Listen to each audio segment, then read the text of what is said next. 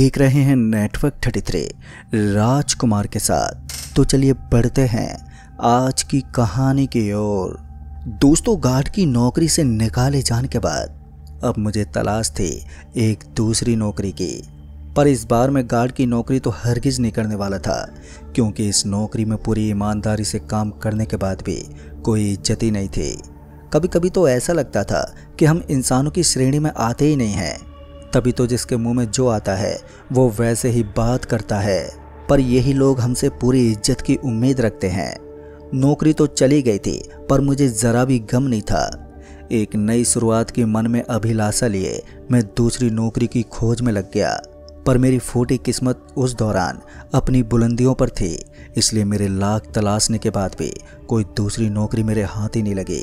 और जब मुझे लगने लगा कि मुझे फिर से वही जलालत वाली गार्ड की ही नौकरी फिर से करनी पड़ेगी, तभी मेरी नज़र खंभे पर चिपके एक पैम्पलेट पर गई, जिस पर लिखा हुआ था एक लिफ्ट बॉय की ज़रूरत है और तनख्वाह 23,000 रुपये महीना है। मैंने तुरंत उस पैम्पलेट पर लिखे नंबर पर कॉल मिलाया तो किसी मोहतरमा ने कॉल को रिसीव किया। और जब मैंने उस मोहतरमा से पूछा क्या अभी भी लिफ्ट बॉय वाली वैकेंसी खाली है, तो इस पर उस मोहतरमा ने हाँ में जवाब देते हुए कहा, हाँ, पर हमारी कुछ शर्तें हैं। अगर तुम्हें शर्तें मंजूर हो तो कल से काम पर आ सकते हो। चूँकि मुझे काम की सख्त ज़रूरत थी, तो ऐसे में नौकरी पाने के लिए मैं कोई भी शर्त मान लेता। लिहाजा मैंने बिना उसकी शर्त जाने ही ये बोल दिया कि मुझे उनकी सारी शर्तें मंजूर हैं। मेरे शर्तों पर मंजूरी देते ही वो मोहतरमा मुस्कुराई और बोली, कल से काम पर आ जाना। उसके ये कहते ही मेरा मुरझाया मायूस चेहरा एकदम से खिल उठा और एक नई शुरुआत की लालसा लिए मैं घर लौट आया। फिर अगली सुबह जब मैं बेताबी के साथ काम पर पहुंचा, तो उस मोहतरमा ने मेरे हाथ में एक काला कपड़ा थमाते हुए कहा, तुम्हें अंधेरे में काम करने की आदत डालनी होगी और ये मेरी पहली शर्त है। ये सुनते ही कि ये उस मोहतरमा की पहली शर्त है, मैं कुछ बोल ही नहीं पाया, चूँकि शर्त जाने बिना ही मैंने कल हामी भर दी थी। वो पट्टी देने के बाद वो मुझे उस लिफ्ट में ले गई जिसे मुझे ऑपरेट करना था। जैसा कि ये काम मैंने पहले कभी नहीं किया था, इसलिए पहले दिन उस मोहतरमा ने मुझे कुछ बातें समझाईं और फिर लिफ्ट को ऊपर नीचे की ओर करने को कहा। फिर क्या था, मैं लिफ्ट को ऊपर नीचे करने लगा, पर करीबन 10 से 15 बार ऊपर नीचे करने के बाद अब मुझे अजीब महसूस होने लगा, कुछ ऐसा जिसे मैं समझा नहीं सकता। खैर, काम का पहला दिन था, तो ऐसे में मैं लिफ्ट को ऊपर नीचे करता रहा। और इसी दौरान जब मैं लिफ्ट को ऊपर नीचे कर रहा था कि तभी एकाएक लिफ्ट बड़ी तेज़ी से नीचे जाने लगी, मानो लिफ्ट नीचे गिर रही हो। और जब लिफ्ट नीचे जाके रुकी तो मेरी जान में जान आई। अभी लिफ्ट रुकी ही थी कि लिफ्ट का दरवाज़ा खुला और सामने एक छोटी बच्ची दिखी, जिसके हाथ में एक बड़ा सा कैंडी था। इससे पहले मैं कुछ समझ पाता कि वो बच्ची लिफ्ट में दाखिल हुई और बोली, अरे आपने अपनी आंखों पर पट्टी नहीं बांधी? पता है ना, यहाँ कुछ भी देखना मना है। वो तो आपकी किस्मत अच्छी है कि आज मैं आ गई, अगर कोई और आ जाती तो आपकी खैर नहीं थी।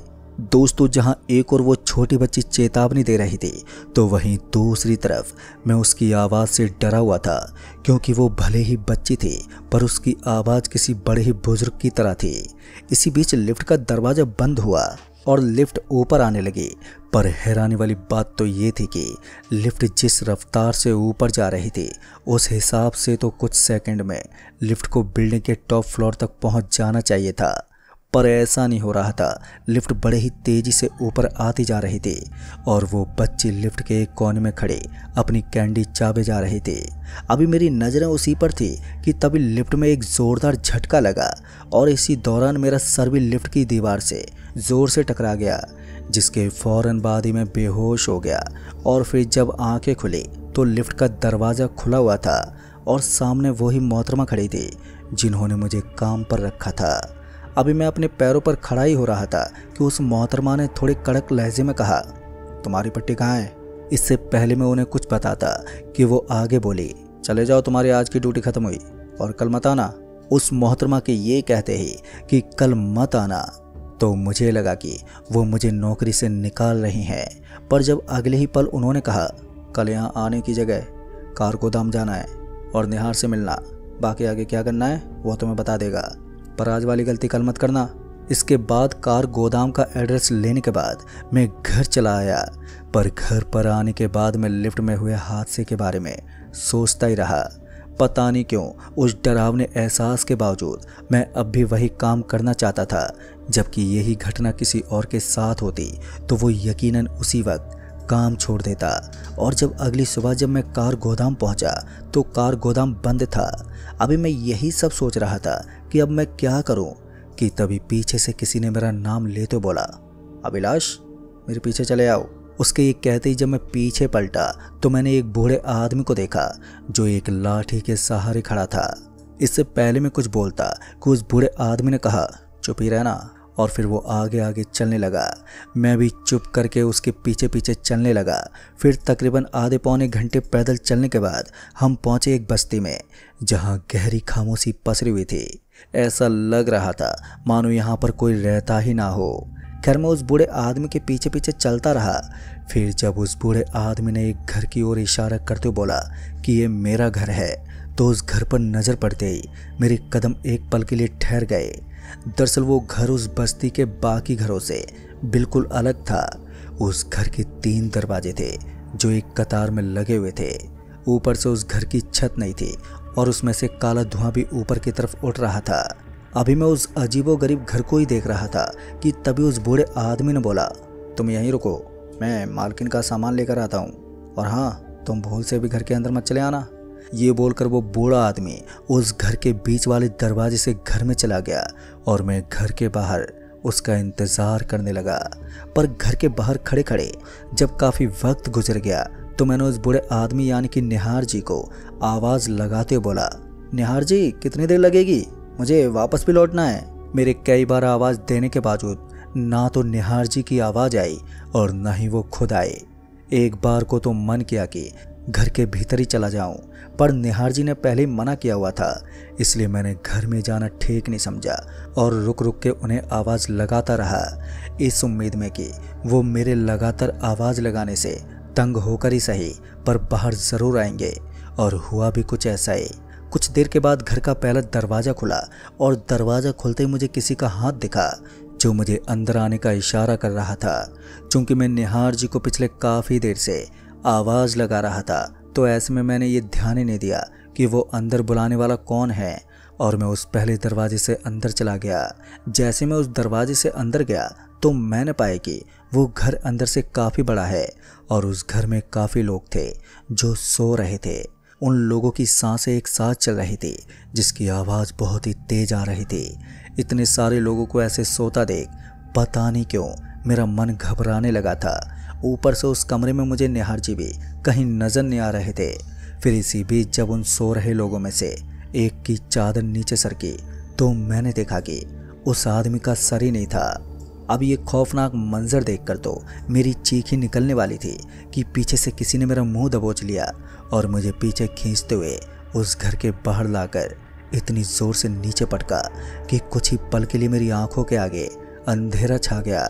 फिर जब मैं नॉर्मल हुआ तो मैंने उस बूढ़े आदमी यानी कि निहार जी का गुस्से से तमतमाया चेहरा देखा। वैसे तो मैं गुस्से में ही था पर साथ ही डरा हुआ भी, इसलिए मैं अपना गुस्सा उस वक्त जाहिर नहीं कर पाया। इसी बीच निहार जी ने कहा, मेरे पीछे आओ। तो मैं खड़ा हुआ और उनके पीछे उनके घर में दाखिल हुआ, पर इस बार बीच वाले दरवाजे से। पहले तो मुझे लगा कि फिर से मैं उन्हीं लोगों को देखूंगा, पर हैरत वाली बात थी कि इस बार उन लोगों की जगह बहुत ही सारी हांडियां चूल्हे पर चढ़ी हुई थी। कुछ हांडियों के चूल्हे में अभी भी आग जल रही थी तो कुछ के चूल्हों की आग ठंडी पड़ चुकी थी। अभी मैं उन बड़ी बड़ी हांडियों को ही देख रहा था कि तभी निहार जी मेरे को एक पोशाक यानी ड्रेस देते बोले, इसे पहनने के बाद ये हांडी अपने सिर पर रख के लेके जाना, और ध्यान रहे बीच में कहीं भी अपने सर से इस हांडी को नीचे मत उतारना। उस वक्त मैं बस किसी तरह से वहाँ से निकलना चाहता था, इसलिए मैंने चुपचाप उसकी बात मान ली और उसका दिया हुआ वो पोशाक जो किसी यूनिफॉर्म की तरह लग रहा था मैंने पहना और एक हांडी अपने सर पर रखकर वहाँ से निकल गया। खैर उस बस्ती से निकलने के बाद जब मेरा मन थोड़ा शांत हुआ तो मेरे मन ने ये तय कर लिया कि अब किसी भी सूरत में ये नौकरी नहीं करनी है, और इसी इरादे के साथ जब मैंने अपने सर से वो हांडी उतार कर नीचे रखने की कोशिश की कि मैं एक बार फिर से डर के मारे बुरी तरह से कपकपा उठा।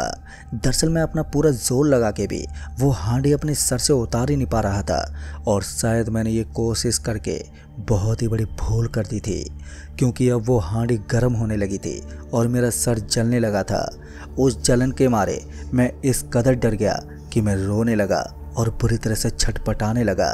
पर मेरी छटपटाहट मेरे लिए कोई समाधान नहीं बल्कि समाधान से दूर ले जा रही थी। मैं ऊपर वाले से यही गुजारिश कर रहा था कि मेरे पर रहम करे और मुझे इस मुसीबत से आज़ाद करे कि तभी किसी ने मुझे आवाज़ देते बोला, अरे वो आंडे वाले, इधर आना ज़रा। वो आवाज़ एक औरत की थी और जब मैंने उस ओर देखा जिस ओर से वो आवाज़ आई थी तो मैंने हाईवे की दूसरी ओर एक घर देखा जिसकी छत पर वो औरत खड़ी मेरे को आने को कहे जा रही थी। अब तक सूरज भी ढलने की कगार पर था और उस वक्त वहाँ उस औरत के अलावा कोई दूसरा मुझे नज़र भी नहीं आ रहा था जिससे मैं मदद मांग सकता था। लिहाजन मैं उस घर की तरफ दौड़ा और जब मैं उस घर की दहलीज पर रोता बिलखता पहुंचा तो वो औरत अपने घर के भीतर से बोली, तुम खुद से ये हांडी नीचे नहीं उतार पाओगे। अगर तुम्हें सच में इस मुसीबत से छुटकारा पाना है तो मेरे घर के पीछे कब्रिस्तान है, तुम वहाँ जाके बैठ जाना और सुबह होने तक का वेट करना। जैसे ही तुम्हारे सर से यह हांडी नीचे गिरेगी तो वैसे ही तुम इस हांडी को लेकर मेरे पास चले आना। फिर आगे क्या करना है फिर मैं तुम्हें बताऊंगी। उस औरत के ये कहते ही मैं उसके घर के पीछे भागा और जब मैं उस घर के पीछे पहुंचा तो सच में उस घर के पीछे बहुत ही पुराना कब्रिस्तान था। जैसा कि उस औरत ने कहा था, ठीक उस औरत के कहे मुताबिक मैं उस कब्रिस्तान में जाके बैठ गया।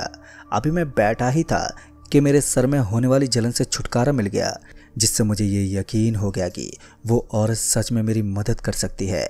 इसलिए मैं वैसे ही बड़ी खामोशी के साथ उस कब्रिस्तान में बैठा रहा। शुरू में तो सब नॉर्मली रहा, पर जैसे ही सूरज डूबा और अंधेरा पसरा तो उस कब्रिस्तान में हलचल होने लगी। बहुत सारे कदमों की आहट और सिसकने की आवाज़ें मेरे चारों तरफ गूंजने लगी और फिर अचानक मुझे बहुत ही हाथ महसूस होने लगे। वो सारे ठंडे हाथ मेरे सर से कुछ निकाले जा रहे थे, मानो वो मेरे दिमाग को ही निकाल रहे हों। उस पल के लिए तो मैं एक जिंदा लाश बन चुका था। मेरे अंदर अब किसी भी तरह की कोई भावना नहीं बची थी। धीरे धीरे वक्त बीता और रात ने सूरज की पहली किरण के साथ अपना दम तोड़ा और इसी के साथ वो हांडी मेरे सर से लुढ़क कर नीचे गिर गई। उस हांडी के नीचे गिरते ही मैंने दम भरा और वो हांडी लेकर पहुंचा उस औरत के दरवाजे पर। इससे पहले मैं उस औरत को आवाज़ लगाता कि अंदर से उस औरत ने बोला, तुम इस हांडी में एक बंदर का सर और एक उल्लू का सर और एक काली बिल्ली का सर डालकर अपने खून से सान लेना। फिर इस हांडी को किसी भी चौराहे पर रात के ठीक 1 बजे रखकर उल्टे पैर निकल जाना। ये करने के बाद तुम हमेशा के लिए इस मुसीबत से आज़ाद हो जाओगे।